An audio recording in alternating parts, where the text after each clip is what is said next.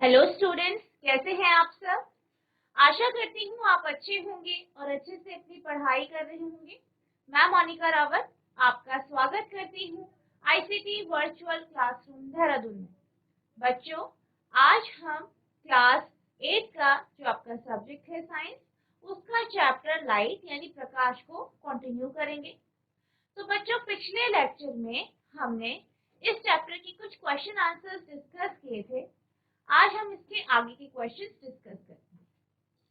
तो पिछला जो हमारा क्वेश्चन था, जो हमारा आखिरी क्वेश्चन था, उसके हमने कुछ पार्ट यानी उसके कुछ भाग हमने डिस्कस कर लिए थे। उसके जो कुछ पार्ट बचे हैं उनको हम अब डिस्कस करेंगे। तो हमारा जो है आज का पहला क्वेश्चन है, mention against each of the following whether regular और diffuse reflection will take place when a beam of light strikes।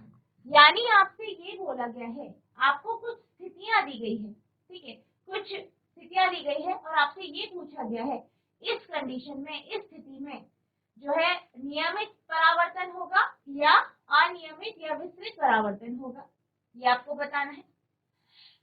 Justify your answer in each case. हर एक केस में आपको जो है अपने आंसर, जो आप बोल रहे हैं कि नियमित होगा या विस्तृत परावर्तन होगा, तो उसके लिए आपको एक्सप्लेनेशन भी देगी। निम्न में से प्रत्येक के स्थान के सामने लिखिए यदि प्रकाश की एक समानांतर किरण पुंज इनसे टकराए तो नियमित परावर्तन होगा या विस्तृत परावर्तन होगा। प्रत्येक स्थिति में आप अपने उत्तर का औचित्य बताएं। तो हमने इसके जो है पार्ट्स, जैसे फर्स्ट पार्ट जो था ए वो डिस्कस करा था, बी भी डिस्कस कर लिया था, सी और डी पार्ट भी डिस्कस कर लिया था। अब हम डिस्कस करते हैं इसका ई भाग, जो कि है मिरर यानी दर्पण।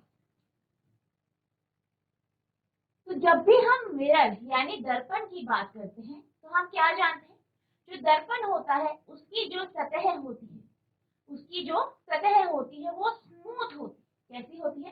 स्मूथ होती है, यानी चिकनी होती है और चमकीली होती है। स्मूथ का अर्थ यानी जो अब चिकनी का अर्थ ये है कि जो सतह है वो कैसी है? समतल है, एक जैसी है, उबड़ खाबड़ नहीं है, खुरदुरी नहीं है, बिल्कुल प्लेन। तो यही कारण है कि अगर इस पे यानी इस तरीके की जो सरफेस है, यानी अगर हम बात करते हैं दर्पण यानी मिरर की, तो मिरर पे या दर्पण के ऊपर अगर हम समानांतर किरणें डालेंगे तो वो परावर्तित होगी, ठीक है। और कैसे परावर्तित होगी? परावर्तन के बाद जो हमें परावर्तित किरणें मिलेंगी, रिफ्लेक्टेड रेज जो मिलेंगी, वो कैसी होंगी? पैरेलल यानी समानांतर होंगी।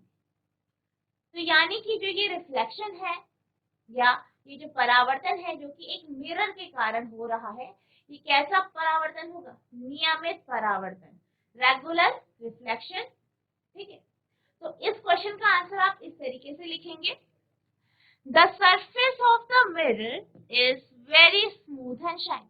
यानी दर्पण की सतह कैसी होती है? चिकनी होती है और चमकीली होती है। Therefore, regular reflection takes place। और यही कारण है कैसा परावर्तन होता है? रेगुलर रिफ्लेक्शन, नियमित परावर्तन। दर्पण में नियमित परावर्तन होगा क्योंकि इसमें चिकनी सतह होती है। नेक्स्ट जो सतह आपको दी गई है, अगली जो सतह है वो कौन सी है? पीस ऑफ पेपर यानी कागज का टुकड़ा, पीस ऑफ पेपर।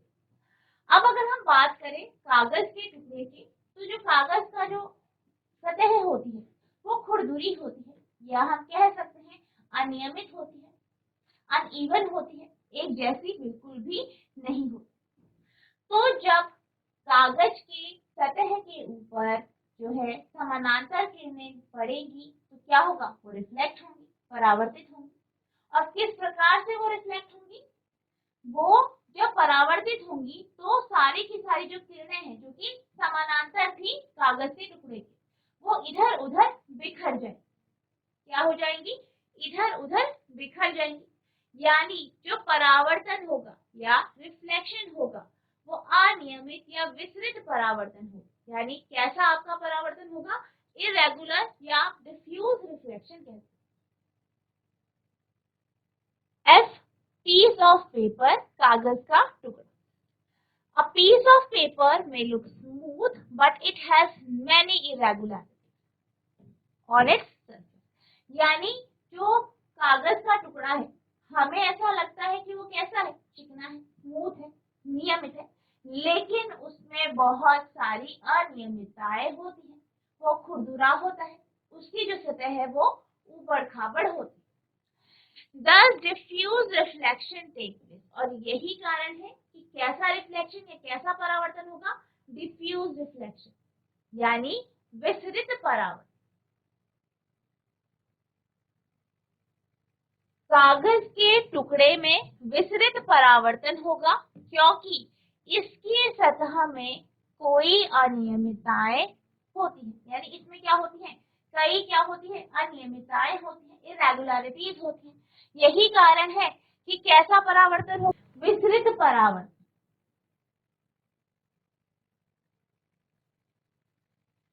अब आपका अगला प्रश्न है, state the law of reflection, यानी परावर्तन के नियम बताएं। अब अगर हम बात करते हैं परावर्तन के नियम की, यानी लॉ ऑफ रिफ्लेक्शन की, तो हमने जब हम चैप्टर पढ़ रहे थे तो हमने लॉ ऑफ रिफ्लेक्शन पढ़े थे, परावर्तन के नियम पढ़े थे, जो कि हमने एक्टिविटी के थ्रू, यानी जो आपका क्रियाकलाप था उसके माध्यम से हमने इन नियमों को समझा। तो पहला नियम क्या था? कि जो आपकी इंसिडेंट रे होती है, यानी अपतित किरण, जो नॉर्मल होती है, ठीक है, और जो आपकी क्या होती है? रिफ्लेक्टेड रे होती है, ये तीनों एक ही सतह पर होते हैं। दूसरा जो नियम था वो हमने ये देखा था कि जो आपका एंगल ऑफ इंसिडेंस है और एंगल ऑफ रिफ्लेक्शन है, यानी जो आपका अपवर्तन कोण और परावर्तन कोण है, दोनों क्या होते हैं? बराबर। तो ये आपके दो नियम थे। इनमें जो पहला नियम था वो कौन सा था आपका? वो आपका था कि जो एंगल आई है वो बराबर होता है एंगल आर के, यानी एंगल ऑफ इंसिडेंस बराबर होता है एंगल ऑफ रिफ्लेक्शन के। और दूसरा क्या था? कि जो आपका इंसिडेंट रे है, रिफ्लेक्टेड रे है और जो नॉर्मल है, यानी अपतित किरण, परावर्तित किरण और अभिलंब, तीनों एक ही सतह पर होते हैं। और पहला नियम क्या था? कि जो आपका अपतन कोण है और परावर्तन कोण है, दोनों क्या होते हैं? बराबर। Law of reflection can be stated as, यानी जो परावर्तन के नियम है उनको आप निम्न तरीके से जो है स्टेट कर सकते हैं, बता सकते हैं। पहला है the angle of reflection and angle of incidence are always equal to each other, यानी जो क्या होता है आपका एंगल ऑफ इंसिडेंस, यानी जो आपका अपतित किरण है, सॉरी अपतन कोण है, परावर्तन कोण है, तो ये क्या होते हैं? ये सदैव बराबर होते। The incident ray, the normal at the point of incidence and reflected ray all lie in the same place, यानी अपतित किरण, परावर्तित किरण तथा अपतन बिंदु पर खींचा गया अभिलंब, ये तीनों एक ही तल में हो। तो ये आपके क्या है? दो नियम है और आपको इस तरीके से इस क्वेश्चन का आंसर लिखना।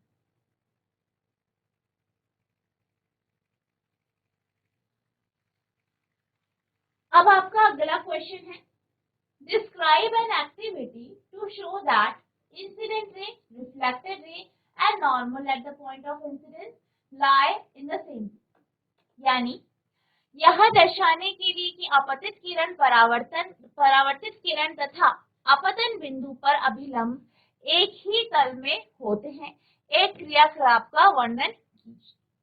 यानी आपको ये बताना है कि जो इंसिडेंट रे है, यानी अपतित किरण जो है, परावर्तित किरण जो है और जो अभिलंब है, ये तीनों एक ही तल पे हो। तो इसको समझने के लिए हमने एक एक्टिविटी की थी, जो कि आपका क्या है? लॉ ऑफ रिफ्लेक्शन का एक नियम है, यानी जो आपका परावर्तन का नियम है उसका एक नियम है। तो इसके लिए हमने क्या किया था,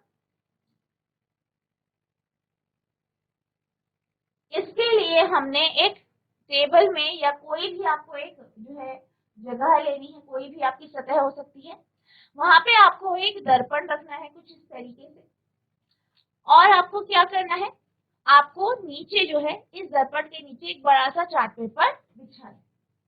अब आपको क्या करना है, एक टॉर्च लेनी है, उसको जलाना है और उसके आगे एक कागज से इस तरीके से स्लिट बना दें, ताकि जो लाइट की रेज या प्रकाश की किरणें इस टॉर्च से निकलेंगी वो इस स्लिट से पास हो और एक जो है इधर उधर बिखरे ना, एक पर्टिकुलर लाइन में या एक पर्टिकुलर तरीके से वो यहाँ से आपके मिरर यानी दर्पण पर पड़े। अब आप इसको बिल्कुल इस तरीके से एडजस्ट कर देंगे।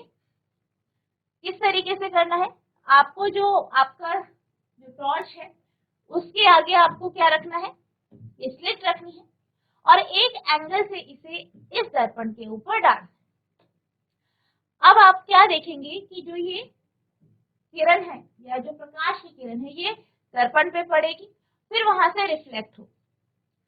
अब आप क्या करेंगे, जो ये आपका जहाँ पे ये टकरा रही है मिरर पे यानी दर्पण पे, वहां से आप इस चार्ट पेपर को बीच से काट देंगे और इसे फोल्ड करें।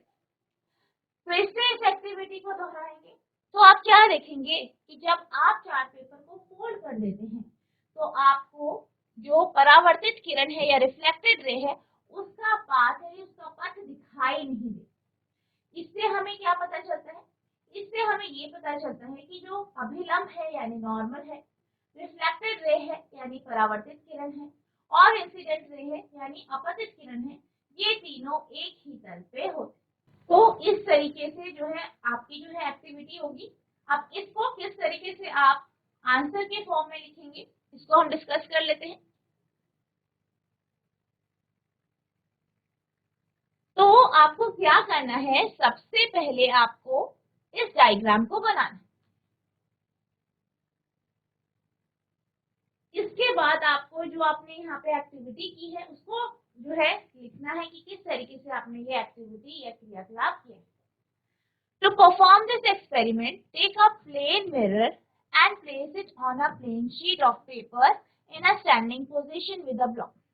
यानी आपको क्या करना है, एक दर्पण लेना है, ठीक है, और इसको क्या कर देना है, एक पेपर के ऊपर आपको एक प्लेन पेपर लेना है, उसके ऊपर इसे खड़ा कर दे, किसी ब्लॉक के माध्यम से, किसी ओट के माध्यम से आपको उसको क्या करना है, जो है इसको पीछे से जो है सपोर्ट देके आपको खड़ा कर दे।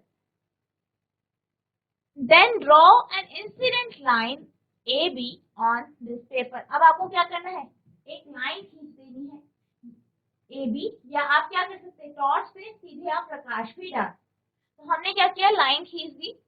Mark the point on the paper by carefully looking on the mirror. अब क्या करना है, इन जो है पॉइंट को केयरफुली मार्क करना है। The line that goes after it appears on the screen. Draw a perpendicular on the mirror line and then remove the line. अब आपको क्या करना है, एक बीच में लाइन खींचनी है जो कि अभिलंब दिखाएगी और फिर इस लाइन को हटा दें। Join the points to make the reflected ray on the paper. अब आपको क्या करना है, जो रिफ्लेक्टेड रे है उसके ऊपर क्या करना है, आपको लाइन ड्रॉ करनी है।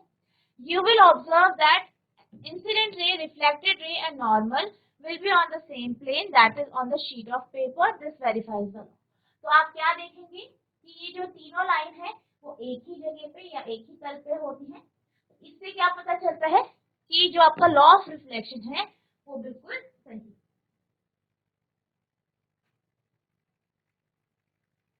हम एक मेज पर कागज की एक सफेद शीट को बिछा देंगे।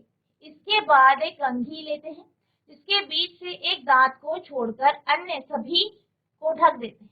कागज की शीट में अभिलंब कंघी को रख देते हैं। अब टॉर्च की सहायता से कंघी पर प्रकाश डालते हैं। हम देखते हैं कि कंघी के उस एकमात्र दांत के प्रकाश की एक सीधी किरण दूसरी ओर जाती हुई दिखाई देती है। इस स्थिति में प्रकाश किरण के मार्ग में समतल दर्पण की एक पट्टी रख देते हैं। अब शीट को टेबल के किनारे से थोड़ा आगे बढ़ाकर शीट के उस भाग को जहां प्रकाश पड़ रही है के बीच से काटते हैं। काटे गए भाग को थोड़ा मोड़ देते हैं। कागज को मूल स्थिति में वापस लाते हैं।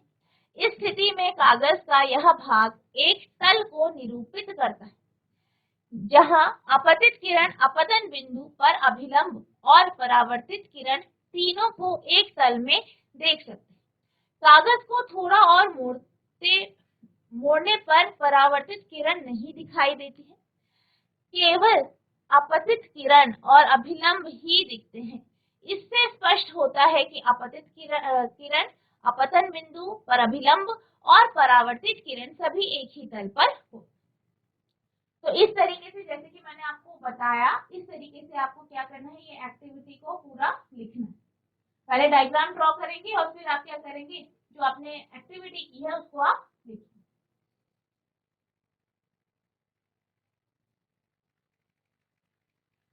अब आपका अगला प्रश्न है फिल इन द ब्लैंक, यानी आपको क्या करना है, रिक्त स्थानों की पूर्ति करना।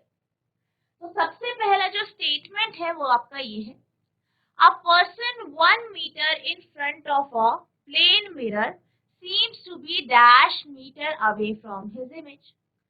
यानी एक व्यक्ति है, एक आदमी है, एक इंसान है, वो क्या है, वो क्या कर रहा है, वो एक प्लेन मिरर के यानी समतल दर्पण के आगे खड़ा है और कितनी दूरी पे खड़ा है, 1 मीटर की दूरी। अब जो प्लेन मिरर है, जो समतल दर्पण है, वो उसकी इमेज बनाता है, उसका प्रतिबिंब बनाता है। तो वो कितनी दूरी पे इमेज बनाएगा, यानी जो प्रतिबिंब है वो दर्पण के पीछे कितनी दूरी पे। तो बच्चों, जब हम समतल दर्पण यानी प्लेन मिरर के बारे में पढ़ रहे थे, हमने प्लेन मिरर का जो है कॉन्सेप्ट देखा था, समतल दर्पण का जो है कॉन्सेप्ट देखा था, उसके गुण पढ़े थे, उसकी जो विशेषताएं हैं, कैरेक्टरिस्टिक्स क्या क्या है, ये हमने देखी थी। तो हमने क्या देखा था कि ये जो इमेज बनाता है, जो प्रतिबिंब बनाता है, वो एक सीधी इमेज होती है, यानी सीधा प्रतिबिंब बनाता है। आपको इसमें लेटरल इन्वर्जन जो है एक प्रॉपर्टी होती है, ये आपको इसमें दिखाई देती है। जो इमेज बनती है या प्रतिबिंब बनता है, उसका साइज उतना ही होता है जितना वस्तु का आकार है या वस्तु का साइज है। जो दर्पण है यानी जो प्लेन मिरर है, वो क्या करता है, वो उतनी ही दूरी में इमेज बनाता है, उतनी ही दूरी पे प्रतिबिंब बनाता है दर्पण के पीछे जितनी दूरी पे वस्तु रखी गई है दर्पण के आगे। यानी अगर हम बात करें, जो आपको स्टेटमेंट दी गई है, इसमें क्या कहा गया है कि जो व्यक्ति है, जो पर्सन है, वो 1 मीटर आगे खड़ा, दर्पण के 1 मीटर आगे खड़ा, यानी उसकी इमेज कहाँ पे बनेगी, 1 मीटर पीछे, क्योंकि हमने क्या पढ़ा है कि दर्पण के आगे जितनी दूरी पे हम वस्तु रखते हैं, उतनी ही दूरी पे दर्पण के पीछे उसका प्रतिबिंब बनता है।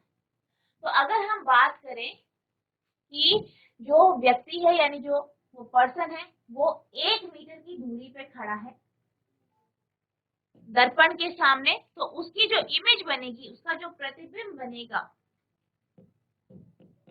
जो उसका क्या बनेगा, प्रतिबिंब बनेगा समतल दर्पण पे,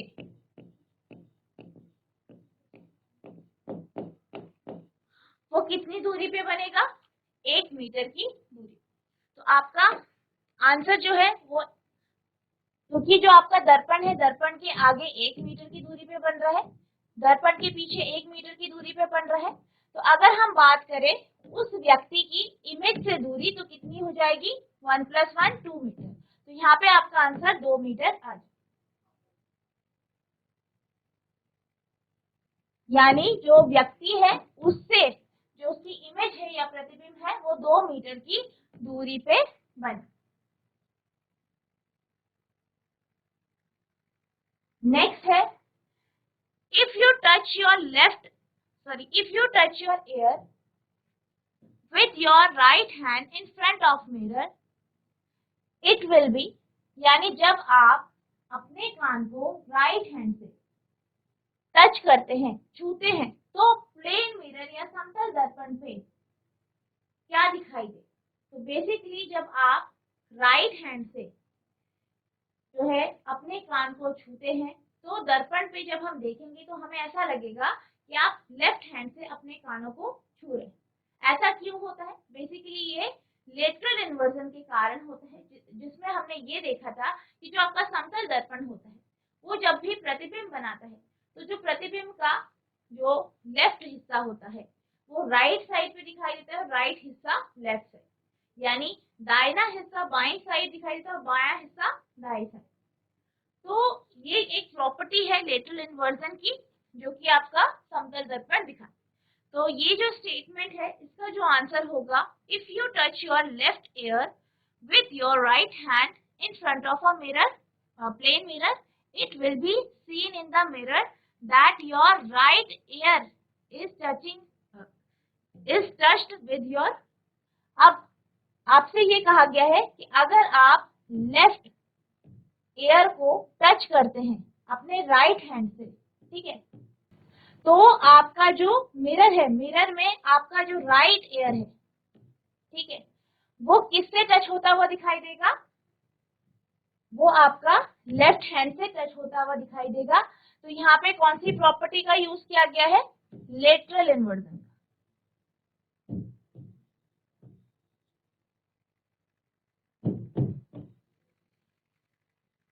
अब अगला स्टेटमेंट है, the size of the pupil becomes dash when you see a dim light. यानी जो पुतली होती है, जो प्यूपिल होती है, उसका साइज कैसा हो जाता है जब आप एक डिम लाइट में होते हो। तो बेसिकली हम ये जानते हैं कि जो प्यूपिल होता है, जो पुतली होती है, वो एक एपर्चर का काम करती है। एपर्चर यानी वो क्या करती है, जैसे कि कैमरे में एपर्चर काम करते हैं कि कितनी लाइट जो है इमेज को बनने के लिए चाहिए, तो इसको वो क्या करता है, कंट्रोल करता है। तो बेसिकली जब हम डिम लाइट में होते हैं तो हम ये जानते हैं कि हमारे चारों तरफ कम लाइट। तो अगर हमारी आंखों को इमेज बनानी है किसी भी वस्तु की, तो लाइट की क्वांटिटी जो होनी चाहिए, जितनी जो है आपकी इमेज को बनने के लिए चाहिए उतनी तो आवश्यक है, लेकिन क्या है, चारों तरफ क्या है, कम लाइट है। तो क्या होता है, जो आपका प्यूपिल होता है वो बड़ा हो जाता है ताकि ज्यादा से ज्यादा लाइट वो जो है अंदर या हमारी आंखों के अंदर डाल सके ताकि इमेज प्रॉपरली बन पाए। तो अगर हम बात करें कि डिम लाइट में जो प्यूपिल होता है, पुतली होता है, उसकी साइज कैसा हो जाता है, तो उसका साइज आपका लार्ज हो जाता है, यानी बड़ा हो जाता है। नेक्स्ट है, night birds have dash cones than rods in their eye. यानी आपसे ये कहा गया है कि जो नाइट या रात को जो चिड़िया देख पाती है, ठीक है, उनकी आंखों में, ठीक है, कोन कि रॉड्स की अपेक्षा कोन कैसे होते हैं, तो कोन कैसे होते हैं, उनके फ्यू होते हैं, यानी कम होते हैं। अब अगर हम कोन्स की बात करें तो कोन्स क्या होते हैं? कोन्स बेसिकली वो सेल है जो कि ब्राइट लाइट को या चमकीली जो लाइट होती है उसको डिटेक्ट करते हैं, उसको उसकी तरफ वो सेंसिटिव होते हैं, संवेदनशील हो। वहीं जब हम रॉड्स की बात करते हैं तो रॉड्स कैसे होते हैं? रॉड्स वो सेल हैं, वो आपके रेटिना में वो सेल हैं जो क्या करते हैं, जो डिम लाइट को या जो कम लाइट होती है उसको वो उसके प्रति वो सेंसिटिव होते हैं, संवेदनशील होते हैं, उसे वो डिटेक्ट। तो वो चिड़ियाएं जो कि रात को देख पाती है तो उनकी जो रेटिना होता है उसमें रॉड सेल्स की मात्रा ज्यादा होती है, किसके कंपैरिजन में? कोन के कंपैरिजन। तो आपका जो ये स्टेटमेंट है इसका आंसर होगा, night birds have fewer cones than rods in their eyes. अब आपका अगला प्रश्न है, the angle of incidence is dash equal to the angle of reflection. यानी आपसे ये कहा गया है कि अपतन कोण और परावर्तन कोण के जो होते हैं ये बराबर होते हैं, कब होते हैं, यानी आपको कंडीशन बतानी है कि कब अपतन कोण और परावर्तन कोण बराबर हो।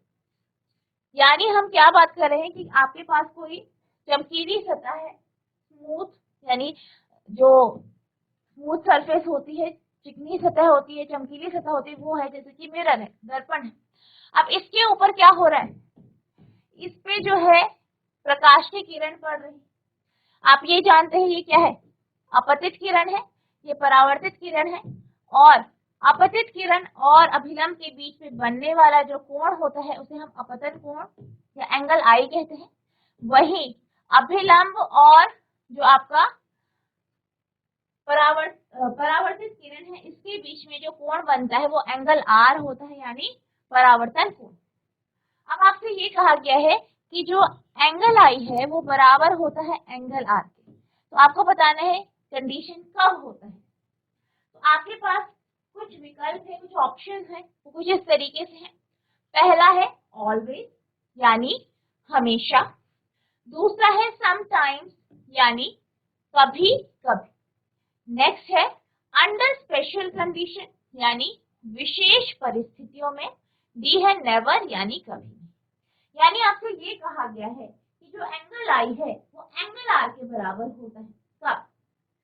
तो हम जब इस कॉन्सेप्ट को या लॉ ऑफ रिफ्लेक्शन के, परावर्तन के नियम के जो कॉन्सेप्ट था उसे समझ रहे थे, तो हमने क्या देखा था एक्टिविटी के थ्रू कि हर एक केस में एंगल आई और एंगल आर दोनों बराबर हो रहे, यानी एंगल आई बराबर होता है एंगल आर के। तो ये क्या होता है, ये हमेशा ही होता है हर परिस्थिति में। अगर आप किसी चिकनी समतल सतह के ऊपर जो है प्रकाश डाल रहे हैं और वो परावर्तित हो रहा है, तो ये कंडीशन हमेशा फुलफिल हो। तो अगर हम बात करें इस क्वेश्चन की, तो इस क्वेश्चन का जो आंसर होगा वो आपका ए होगा, यानी ऑलवेज, यानी हमेशा।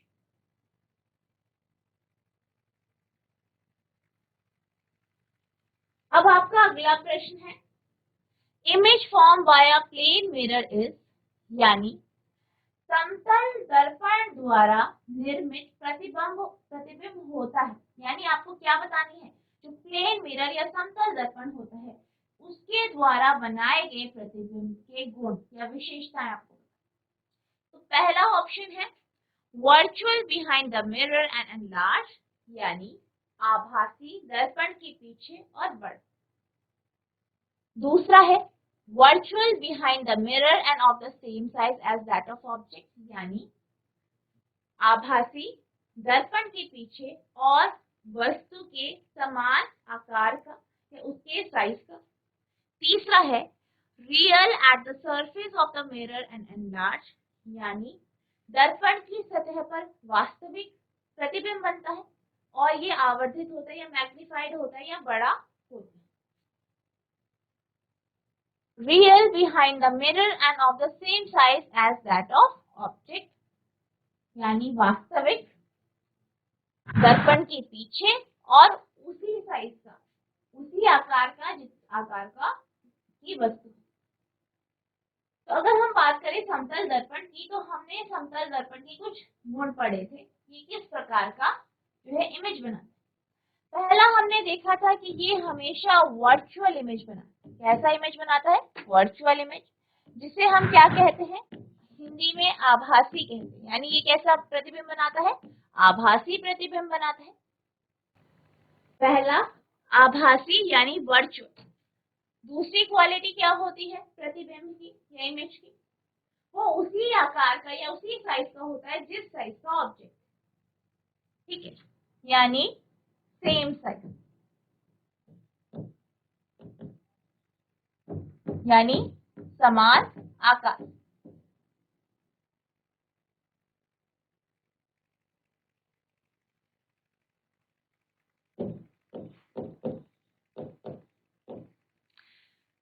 वर्चुअल होता है, आभासी होता है, उसी आकार का होता है और कहाँ पे बनता है, दर्पण के पीछे।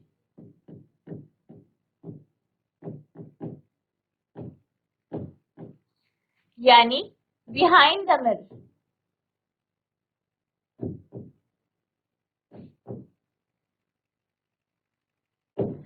तो हमने क्या क्या पढ़ा, हमने ये पढ़ा कि जो प्रतिबिंब बनता है वो कैसा बनता है, वर्चुअल यानी आभासी, सेम साइज यानी समान आकार का, दर्पण के पीछे यानी बिहाइंड द मिरर। तो अगर हम बात करें इस क्वेश्चन की, तो इस क्वेश्चन में जो ये सारी कंडीशन यानी जो यहाँ पे बात की गई है, जो हमने अभी डिस्कस किया, ये जिसको फॉलो कर रहा है वो आपका बी ऑप्शन है, यानी इसका जो आंसर होगा वो आपका ऑप्शन बी होगा, यानी virtual behind the mirror and of the same size as the object, आभासी दर्पण के पीछे और वस्तु के समान आकार।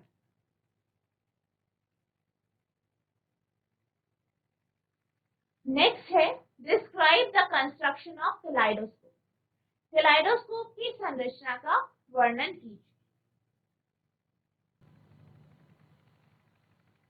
तो यहाँ पे आपसे क्या कहा गया है कि आपको बताना है कि आप कैलाइडोस्कोप किस तरीके से बनाएं। तो जब भी हम कैलाइडोस्कोप की बात करते हैं तो हम किसकी बात कर रहे हैं, हम इसमें रिफ्लेक्शन के कॉन्सेप्ट का यूज करें, ठीक है। तो बेसिकली कैलाइडोस्कोप क्या होता है, कैलाइडोस्कोप आपने देखा था जब हम डिस्कस कर रहे थे चैप्टर, तो आपके पास 3 जो है दर्पण आपको लेने हैं, ठीक है। वो आपके रेक्टेंगुलर यानी आयताकार दर्पण होने चाहिए और उन तीनों को आपको आपस में जोड़।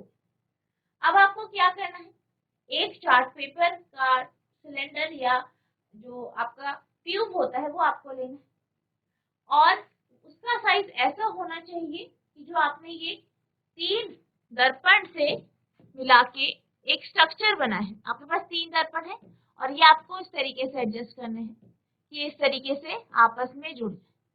अब वो जो आप ट्यूब लेंगे वो इस तरीके से लेनी है कि ये जो स्ट्रक्चर है ये उसके अंदर फिट हो जाए।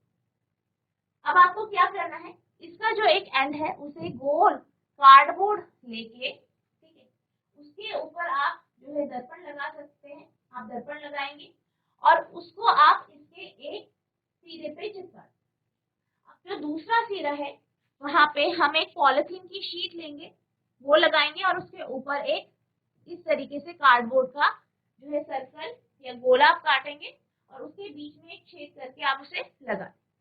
अब आप क्या करेंगे, ये जो दूसरा सिरा है जो आपने सर्कल काटा है ये आपने उसके पीछे चिपकाना है।